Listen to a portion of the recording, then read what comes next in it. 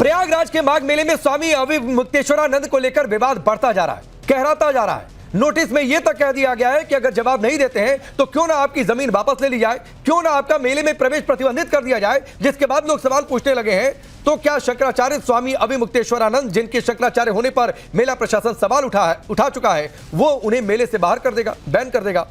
आज सीएम योगी आदित्यनाथ ने सन्यासी धर्म संदेश भी दिया और इस दौरान उन्होंने कालनेमियों से सतर्क रहने की जरूरत कही। सवाल यह है कि कालनेमी कौन है, क्या इशारा स्वामी अविमुक्तेश्वरानंद की ओर था। सोशल मीडिया पर लोग पूछ रहे हैं कि प्रयागराज माघ मेले में और भी साधु संत हैं और भी शंकराचार्य हैं, उनके गंगा तट तक पहुंचने में, स्नान करने में, संगम नोस तक जाने में तो बवाल नहीं हुआ, लेकिन स्वामी अविमुक्तेश्वरानंद को लेकर ही बवाल क्यों हुआ। मैं अपने मेहमानों का परिचय आपसे करवाऊं, लेकिन उससे पहले, अब से थोड़ी देर पहले हमने स्वामी जितेंद्रानंद सरस्वती जी से बातचीत की, जो अखिल भारतीय संत समिति के। सुनिए जरा उन्होंने क्या कुछ कहा, वो उस बातचीत को सुनिए। माघ मेले में अविमुक्तेश्वरानंद को लेकर बवाल मचता जा रहा है, आर पार की स्थिति है। आज मुख्यमंत्री योगी आदित्यनाथ ने एक कार्यक्रम में सनातन में सन्यासी धर्म का संदेश भी दे दिया और कह दिया कि कालनेमियों से बचकर रहना होगा। अब ये कालनेमी किसके लिए था, चूंकि विवाद बढ़ रहा है, लोग इसको स्वामी अविमुक्तेश्वरानंद से जोड़कर देख रहे हैं। हमारे साथ इस समय स्वामी जितेंद्रानंद सरस्वती जी जुड़े हुए हैं, जो कि अखिल भारतीय संत समिति से हैं। बहुत बहुत स्वागत है स्वामी जी आपका। सबसे पहले प्रणाम आपको। और सवाल ये है स्वामी जी की, जो आज सीएम योगी ने कहा है कि सनातन में जो सन्यासी धर्म संदेश उन्होंने दिया कि देश और राष्ट्र सबसे ऊपर, एक शब्द कालनेमी का जिक्र कर दिया, आपको क्या लगता है कालनेमी किसके लिए कहा होगा? स्वाभाविक है कि जिन लोगों ने कल योगी जी को हुमायूं की औलाद अकबर कहा था, ये शब्द तो प्रतिप्रहार तो होना ही था राजनीति में। और दूसरे कि अविमुक्तेश्वरानंद एक राजनेता हैं जिन्हें समाजवादी पार्टी और कांग्रेस का समर्थन प्राप्त है। धर्म से कोई लेना देना नहीं है। कभी गंगा जी की आड़ में, कभी गाय की आड़ में, हर समय किसी न किसी आंदोलन में लगे रहना। आपको याद होगा कि उत्तर प्रदेश के हाई कोर्ट ने जब मां गंगा में मूर्ति का विसर्जन नहीं होगा ऐसा आदेश पारित किया, तो 27 जिलों में से 25 जिलों में क्रियान्वयन के बाद वाराणसी में क्रियान्वयन के विरोध में ये मूर्तियां लेके सड़क पर बैठे, जिसमें अखिलेश ने ही लाठीचार्ज करवाई और ठीक से इनकी पिटाई हुई थी। तो रात दिन राजनीति करना और सन्यासी धर्म का पालन नहीं करना। लेकिन आपने एक शब्द कहा कि ये संत नहीं राजनेता है, आप क्यों कह रहे हैं ऐसा, जबकि शंकराचार्य की उपाधि उन्होंने ले रखी हुई है? किसने दी है, प्रश्न ये उठता है। उपाधि ले रखी है तो इनको शंकराचार्य बनाया किसने? स्वरूपानंद जी के अपने जीवन काल में एक प्रतिष्ठित चैनल को दिए अंतिम इंटरव्यू में कहा कि न मैंने कोई वसीयत लिखी है और न किसी को उत्तराधिकारी घोषित किया है, न मेरा कोई चेला ऐसा योग्य है उत्तराधिकारी बने। और मरते ही उनके शव के सामने बैठ करके दोनों गुरु भाई पीठ बांट लेते हैं, स्वयं को शंकराचार्य घोषित कर लेते हैं, जहां एक सन्यासी भी उपस्थित नहीं है। क्यों ये बात कह रहे हैं कि अविमुक्तेश्वरानंद मोहरा है, सियासी मोहरा है, इससे उन्हें क्या फायदा होगा, ऐसा क्यों लगता है आपको? आप स्वयं देखिए, दिन भर में 2 बार कम से कम अखिलेश यादव से वहां का जिला अध्यक्ष बात कराता है फोन पे। वो मीडिया को खुशी खुशी स्वयं बताते हैं, अखबारों में छपता है।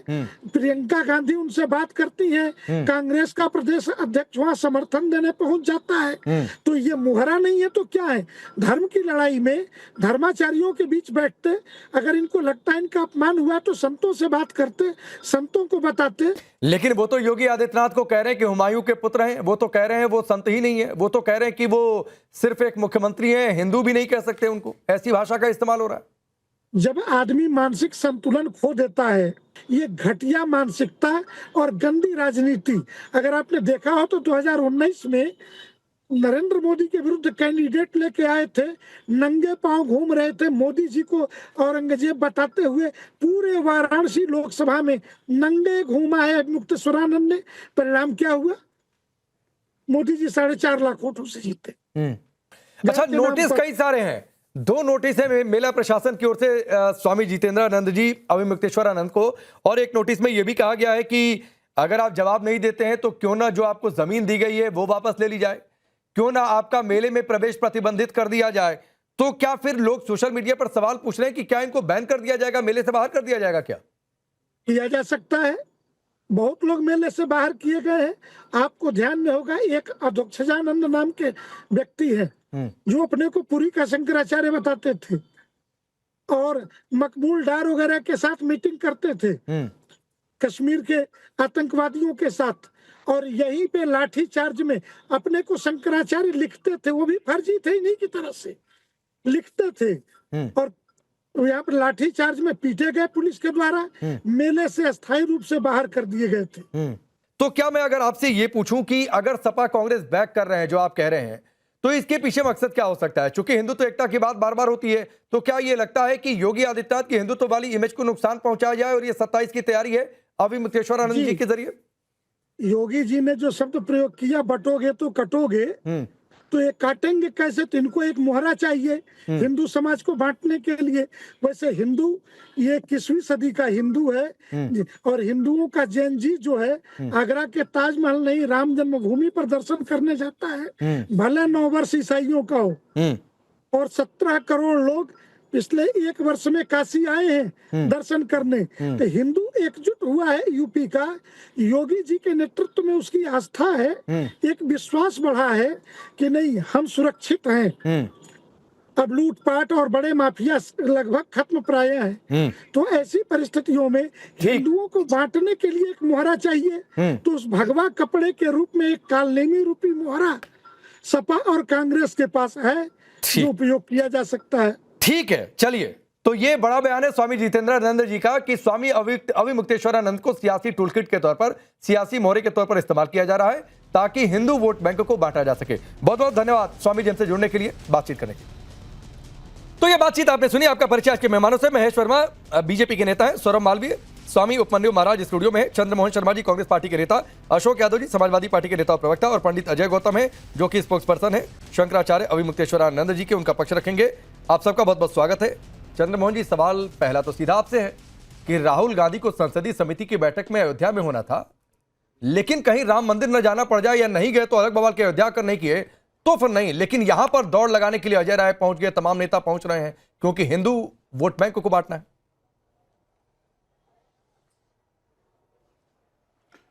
देखिए, सबसे पहले तो क्या कोई मंदिर जाएगा? अब इसके लिए भाजपा और भाजपा के लोग डिसाइड करेंगे कि उसको मंदिर कब जाना है। चंद्रमोहन शर्मा कब मंदिर जाएगा तो वो भाजपा के लोग या उनकी कोई टीम डिसाइड करेगी। ये पैप का पहला जवाब है। और लेकिन जहां पर कहीं पर भी एक हिंदू सरकार अपने आप को कहने वाली और हिंदुत्व के लिए खड़े होने वाले लोग जो हमेशा Nehru versus Congress versus BJP करते हो, आज उनकी सीमा हिंदुओं के अंदर हिंदू के शंकराचार्यों के ऊपर वर्सेस कर दिया, उस पर भी वाद विवाद कर दिया और कालनेमी शब्द को इस्तेमाल करा। तो कालनेमी है कौन?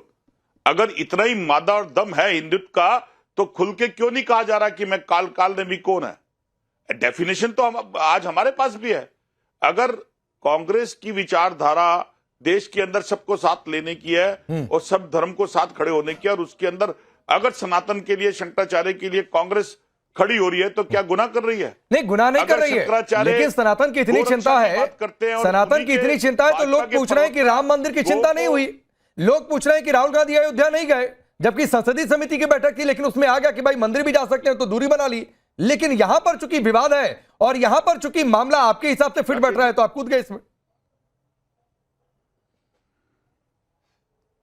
बिल्कुल गलत है। ये तो देश की सरकार है कि इस देश की सरकार के अंदर अगर कोई सैनिक प्रेषण करेगा, पत्रकार प्रेषण करेगा, नेता प्रेषण करेगा, साधु संत करेगा, विद्यार्थी प्रेषण करेगा तो वो टूल किट कराएगा, वो टूल किट हो जाएगा इस देश के अंदर।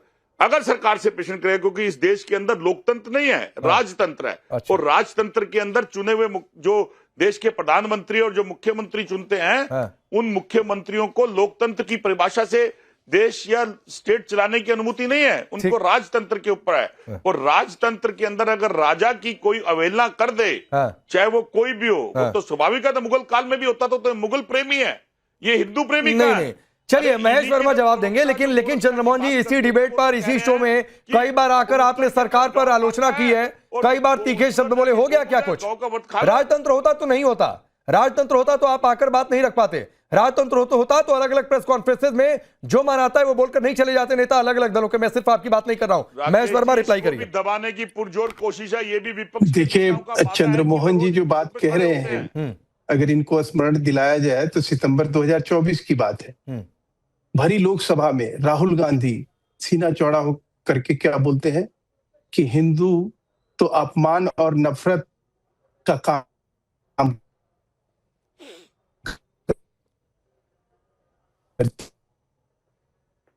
ठीक है, आवाज कट रही है। एक बार डिस्कनेक्ट करके दोबारा कनेक्ट करिए महेश जी को। कुछ तकनीकी दिक्कत या नेटवर्क की दिक्कत है। मैं अशोक यादव आपके पास आता हूं।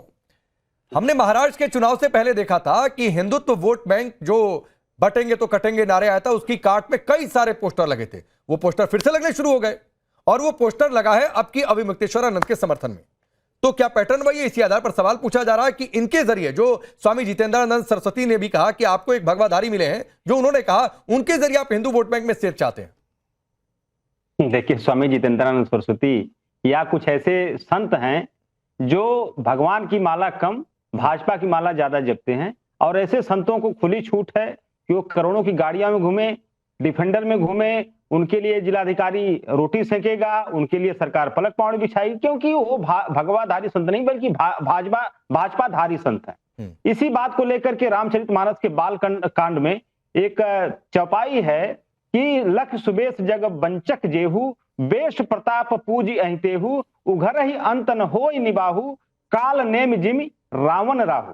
इसका यह मतलब है कि जो वेशधारी ठग हैं, जो कुछ ठग ऐसे हैं जो खास कपड़ों में होते हैं, उन्हें भी साधु वेश की वजह से जग पूजता है, परंतु एक न एक दिन उनकी असलियत सामने आ ही जाती है। अंत तक उनका कपट टिक नहीं पाता, जैसे मारीच पुत्र कालनेमी रावण और राहु। ये उसका अर्थ है। तो ऐसे कुछ लोग हैं जो कपट कर रहे हैं साधु के वेश में। ऐसे कालनेमियों को स्वामी अविमुक्तेश्वरानंद जी, जो कि सच्चे संत, मेरी एक बातचीत है सर, कोई कौन सच्चा संत है कौन सच्चा संत नहीं है, ये यहां पर बैठा हुआ कोई तय नहीं कर सकता है, ना किसी को अधिकार है तय करने का, और ना अशोक यादव आपसे या किसी को भी सर्टिफिकेट देने की जरूरत है। उस पर इस पैनल में अगर कोई टिप्पणी कर सकता है तो अकेले स्वामी उपमन्यु महाराज एक बार फिर भी टिप्पणी करें तो बात समझ में आती है, लेकिन आप सच्चे संत नहीं है, ये आप परिभाषा देने लग गए। मैं एक बात कहकर उपमन्यु महाराज के पास जाता हूं। आपने कहा ना कि संत के पास बैठकर रोटी बना रहे हैं। सर, बन रही है कि नहीं बन रही है तो नहीं पता, लेकिन जब आपका राज था ना, तो जो अतीक और उनके गुर्गे जो जेल में बंद रहते थे, मछली के तालाब पाले जाते थे, उनकी जी हजूरी में लगे रहते थे अधिकारी। तो सर, उससे तो बेहतर स्थिति अगर रोटी बन भी रही है तो, बन रही है कि नहीं बन रही मुझे नहीं पता, लेकिन उपमन्यु महाराज क्या जवाब है? अशोक यादव ने जो बात कही, यहां से तय होगा संत कौन है। इनके हिसाब की कोई बात नहीं की तो भाजपा का मालाधारी हो गया। देखिए, संत की परिभाषा ये लोग नहीं जानते हैं, क्योंकि संत की परिभाषा होती है सबसे पहली कि वाणी से तो निर्मल होना चाहिए, कहीं कुछ भी गलत भी हो सकता है, ज्ञान और अज्ञान इसमें अंतर हो सकता है कि हम वहां उस ज्ञान तक नहीं पहुंचे, लेकिन वाणी तो निर्मल होनी चाहिए। वाणी इस तरीके की नहीं होनी चाहिए जो ये बोल रहे हैं। संत को सबसे पहला काम होता है जब वो संत बनता है, अपना गोत्र अपनी जात सब भूलनी पड़ती है, अपनी तेरहवीं करनी पड़ती है, फिर बैठता है। उसको मनुष्य से कोई मतलब नहीं होता। और फिर शंकराचार्य जी की पद, शंकराचार्य जी का पद इतना बड़ा होता है कि उसको व्यक्तिगत बात और व्यक्ति विशेष की बात करने की बात ही नहीं होती। वो केवल धर्म की बात करेगा, सनातन संस्कृति की बात करेगा, सनातन के प्रचार प्रसार की बात करेगा, और भारत नहीं पूरे विश्व में करेगा। जो व्यक्ति कोई व्यक्तिगत बात करे, किसी व्यक्ति के लिए बात करे, वो शंकराचार्य नहीं हो सकता, किसी भी हालत में नहीं हो सकता। क्यों? शंकराचार्य का एक पद होता है। हम लोग जो आस्था है हमारी, वो किसी व्यक्ति से नहीं है, उस पद से है, उस जगह की बात है कि शंकराचार्य वहां पे एक 14 साल का लड़का बैठा होगा, हम तब भी मान सम्मान देंगे, उस गद्दी को नतमस्तक होंगे और मान सम्मान देंगे। लेकिन ये जो है व्यक्तिगत, वो योगी जी ऐसे हैं, हम ऐसे हैं, वैसे लाठी खाई तो थी 2016 में खूब, जो है अखिलेश जी ने लाठी भजवाई थी और ये सबसे ज्यादा मार खाए थे। ठीक है, लेकिन आज उसी की चाटुकारिता में लगे हुए हैं। ठीक है, क्यों? महेश जी जुड़े हुए हैं, लेकिन महेश जी जो कालनेमी कहा गया उसको लेकर अशोक यादव चौपाई भी पढ़ रहे थे। हालांकि एक चौपाई ये भी है कि जाकी रही भावना जैसी प्रभु मुहूर्त देखी तीन तैसी। बल कहां से मिलता है और किस तरह से ये सोच अपनी ऐसी बना लेते हैं। कारण तो कहीं ना कहीं आपके दर्शकों को समझाना पड़ेगा और ऐसे लोगों को बेनकाब भी करना पड़ेगा। सपा सुप्रीमो में ये कहते हैं कि इस देश के जितने हिंदू संत हैं, साधु हैं, सब माफिया हैं। तब ये शंकराचार्य मौन धारण कर देते हैं। आपको आलोक राकेश जी सुन के आश्चर्य होगा कि देश का अखिल भारतीय अखाड़ा परिषद है ऐसे फर्जी 84 शंकराचार्यों की सूची जारी करी है, इसमें इनका भी नाम है। बहुत सही बात है। अब इससे बड़ी विडंबना और क्या हो सकती है? इससे बड़ा देश में एक दीपम करके अभी एक दीपम करके पहाड़ पे एक ज्योति का दीपक जलाया जाता है तमिलनाडु में, उसके विरोध में कौन है? अजय गौतम जी कुछ कह रहे हैं, महेश जी कुछ पूछ रहे हैं उसके विरोध में आपसे, कौन कौन है? सी लिस्ट है पूछ रहे सारे हैं? लोग हैं, ये सारे लोग हैं। आज शंकराचार्य अगर आप कौन सी हैं, लिस्ट है? तो इनसे पूछो, लिस्ट ऐसे दिखाएंगे। मौके पे आप चूकते क्यों हैं? आप बोलते क्यों नहीं? आपका शंकराचार्य होने का फालतू मतलब क्या बकवास है? करने से बेहतर समझ है में पहले आना लिस्ट चाहिए दिखाओ। राकेश जी, शंकराचार्य धर्म की रक्षा के लिए है, धर्म और समाज की रक्षा के लिए है। माघ मेले में जाएं और ये कहते हुए कि मुझे पालकी पे नहाने का अनुमति ना मिले, उसके लिए आप मुख्यमंत्री को गाली देंगे? उसके लिए आप अपने समर्थकों को कहेंगे कि भिड़ जाए पुलिस प्रशासन से? सारी निर्मलता भूल गए। ये क्या मतलब बनता है? एक आदमी सपा प्रमुख हिंदू संत समाज को कहता है कि ये माफिया है। इनका इंद्रजीत सरोज सांसद कहता है कि हिंदू देवी देवता जो है वो कमजोर है गजनी और गौरी से। क्या मतलब है? इनका नेता क्या करता है? रामायण फाड़ता है और उसको ये देखते हैं, तब ये मौन धारण कर लेते हैं। ये सारे के सारे ठीक है अजय गौतम जी, अजय गौतम जी कि जैसे कुछ मैं फिर आ रहा हूं, मैं कह रहा हूं कि वो शंकराचार्य पद पर है या नहीं है, ठीक है, मैं उस विषय में नहीं पढ़ना चाहता हूं। सर प्लीज, नहीं अच्छा लगता है ऐसी भाषा। अजय गौतम जी नहीं अच्छा लगता है। हम तो सच आप भी योग्यता के हिसाब से बोल रहे हैं। भाषा की मर्यादा बनाकर रखिए। बस इतने वरिष्ठ मर्यादा है ही नहीं मर्यादा। तो आप क्या है? ठीक है अजय गौतम जी, तस्वीरें बता रही है मेला प्रशासन ने बार बार कहा कि महाराज जी इसके आगे पालकी लेकर नहीं जाइए, पालकी हम पीछे भी नहीं करेंगे, लेकिन यहां से पैदल चले जाइए। आपके लोग 3.5 बैरिकेड घंटे तोड़ रहे हैं, बैरिकेड हाथ जोड़ के बैरिकेड आपके लोग तोड़ रहे हैं। सवाल यह भी उठता है कि हाँ बैरिकेड आपके लोग तोड़ रहे हैं, लेकिन उस पर भी कोई एक्शन नहीं आया। बोलिए अजय गौतम जी, बोलिए। शंकरम शंकराचार्यम केशवम बादरायणम सूत्र भाष्य कृतो वंदे भगवंतहु पुनः पुनः। ये सबसे पहले इन्होंने यहाँ बैठ के जो झूठ बोला, 85 फर्जी शंकराचार्यों की लिस्ट दी थी, उसमें कवि मुक्तेश्वरानंद जी का नाम था। इनसे कहिए कैमरे के आगे वो लिस्ट दिखाए, नहीं तो माफी मांगे। बोलिए इनसे माफी मांगने के लिए। दूसरी बात, मुझे मेरी बात पूरी करने दीजिएगा। दूसरी बात, अभी मुक्तेश्वरानंद सरस्वती जी मुझे बात पूरी करने दीजिए। मैं मांगूंगा, आप दिखाइए लिस्ट। बिल्कुल दिखाऊंगा, बिल्कुल दिखाऊंगा। ये चुनौती स्वीकार करता हूँ। झूठ बोलते हुए शर्म नहीं आती आप लोगों को? शंकराचार्य नहीं है वो, अभी दिखाओ ना, अजय जी वो नहीं है। अभी दिखाओ, दिखाऊंगा यार। अभी दिखाओ। आपको बता देंगे हम, उनका पट्टाभिषेक नहीं हुआ। ठीक है, बात पूरी करनी। नहीं अजय गौतम जी को बोलने दीजिए महेश जी। और अगर आपके पास हो तो लिस्ट निकाल ही लीजिए, उसके बाद मैं सौरभ जी के पास जाता हूं। तब तक अजय गौतम अपनी बात रखिए। मुझे मेरी बात पूरी करने दीजिए। जिन अभी मुक्तेश्वरानंद जी की ये बात कर रहे हैं, गंगा नदी को राष्ट्रीय नदी घोषित कराने का कार्य उनका है। ये जितेंद्रानंद सरस्वती जी जो बोल के गए हैं ना, गंगा सेवा के नाम पे कितना चंदा खाया, बनारस का बच्चा जानता है। अभी मुक्तेश्वरानंद सरस्वती जी वही है जब ज्ञानवापी के अंदर विश्वेश्वर महाराज प्रकट हुए थे, तो उनकी पूजा आरती करने के लिए सबसे पहले अपनी पूजा की थाली लेके अपने मठ से ये निकले थे, कोई और दूसरा नहीं निकला था। गाय माता को राष्ट्र माता घोषित किया जाए, पूरे देश में गौ हत्या पे प्रतिबंध लगा जाए, उसके लिए पूरे देश में पदयात्रा अगर कोई संत कर रहा है तो ये संत कर रहे हैं। मुझे इसके अंदर बता दीजिए, इसमें कांग्रेस और भाजपा कहां से आ गई? इसके अंदर और चीज कहां से आ गई? अगर गंगा नदी हमारी बनी है, उसकी अविरलता के लिए अगर डैम रुकवाएगा उत्तराखंड के अंदर, तो वो क्या गलत किया? लेकिन गंगा गायत्री और गाय की सेवा करना इस देश में अपराध है? और राजनेताओं की चाटुकारिता करना धर्म है? यही धर्म है क्या? मुझे बता दीजिए। और ये जो कह रहे हैं लिस्ट की बात, मुझसे पूछिए ना क्या काम है। अगर कवि मुक्तेश्वरानंद जी ने लाठी खाई थी किस लिए खाई थी? राजनीतिक पार्टी के लिए खाई थी या गणेश जी की प्रतिमा को? जरा वो लिस्ट भेज भी दीजिएगा महेश जी, हमारे गेस्ट कोऑर्डिनेटर को भेजिए, मेरे तक पहुंचेगा व्हाट्सएप पर, मैं यहां से भी दिखा दूंगा जो आप लिस्ट की बात कर रहे हैं। पता नहीं आपके फ्रेम से दिखेगा नहीं दिखेगा, अजय गौतम जी को भेज भी दीजिए। सौरभ मालवीय ये कह रहे हैं कि कांग्रेस सपा कहां से आई, तो जरा बताइए कांग्रेस सपा कहां से आई? आपको लगता है कि इसमें आई है, लाई गई है, टूल किट वाली बात कहां से आई? देखिए राकेश जी, जब से सृष्टि है तब से भारत है, जब से भारत है तब से सनातन है, और जब से सनातन है तब से साधु संत है।